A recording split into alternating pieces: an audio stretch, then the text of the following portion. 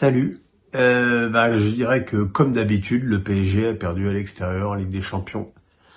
C'est plus qu'une maladie, c'est une infirmité pour ce club qui est incapable de répondre à l'engagement physique dès que l'équipe en face lui propose de vrais duels. À ça, pour avoir la possession de balle, Paris l'a eu. Pour ronronner au milieu, repasser par les défenseurs. Voilà, mais bon, la première mi-temps a été quand même très correcte, avec l'ouverture du score de Skriniar d'une tête plongeante, bien relayée par la tête de Marquinhos. Malheureusement, l'égalisation de Leao, elle est venue beaucoup trop vite avec ce tir de Giroud repoussé par Donnarumma et le retourné de Leao gagnant. Après, le PSG, alors que le début de match avait été très débridé avec beaucoup de jeux longs. Le PSG a repris le contrôle du jeu, mais on sentait bien que sur chaque prise de balle, Loftus-Cheek et Leao faisaient des différences individuelles monstrueuses. Et il y a eu évidemment ce tir sur la barre de Dembélé. Mais bon, voilà, à la mi-temps, le 1 partout était, on va le dire, plutôt logique. Mais que dire de cette deuxième période absolument lamentable du PSG, notamment sur le plan offensif, où Dembélé, qui avait été plutôt brillant en première période, s'est éteint. Kolo Muani aux abonnés absents. Mbappé aux abonnés absents. Alors Mbappé, vous allez encore dire que je le défends, mais il est évident que le jeu du PSG avec Hakimi et Dembélé penche totalement à droite et que Mbappé touche un ballon toutes les 10 minutes et que c'est compliqué pour lui parce que derrière il n'y a pas l'aide offensive de Lucas Hernandez. Mais bon, c'est pas le problème. Le Giroud a donné l'avantage au Milan AC d'un but magnifique de la tête où il mange totalement Skriniar.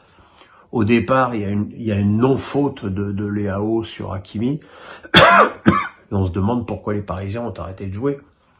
Voilà, c'est des fautes qui, évidemment, à ce niveau de la compétition, ne pardonnent pas. Et puis derrière, Milan s'est mis bien en position de défense, à 6, même à 7 avec l'entrée de Florenzi à la place de Pulisic. Et là, c'était impossible pour ce PSG qui n'a pas de créativité au milieu de terrain. Je suis désolé de le répéter encore une fois, et qui n'a pas réellement de complémentarité devant non plus, quoi. Dans cet exercice, je me demande dans quelle mesure le fait de cantonner Mbappé sur le côté gauche n'est pas non plus une erreur. Enfin voilà, le bilan il est pas très bon parce que ça fait donc 6 points en 4 matchs pour le PSG, ce qui est extrêmement faible. Il y aura la venue de Newcastle au parc qui devrait en donner 9. Après, il faudra voir le résultat de Dortmund et de Milan et certainement aller jouer sa qualification à Dortmund, ce qui n'incite guère à l'optimisme quand on voit le rendement de cette équipe à l'extérieur. Et je pense que ceux qui pouvaient imaginer que le PSG avait une chance de gagner la Ligue des Champions cette année peuvent tout de suite oublier ce fantasme.